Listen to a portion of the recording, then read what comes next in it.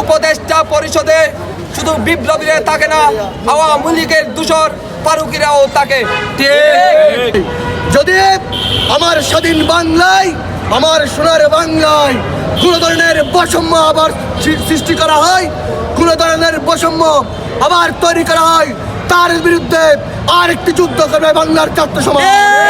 আমরা মেধাবী নই, তবে আমরা মেধাবীদের পক্ষে রাজপথে সর্বদাই সর্বক্ষণ মেধাবীদের দিয়ে দেশ পরিচালনা করার জন্য।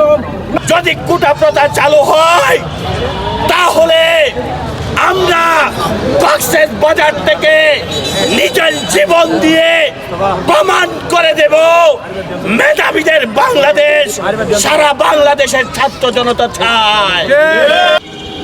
এই বাংলাদেশে কোনো ধরনের কোটা থাকবে না।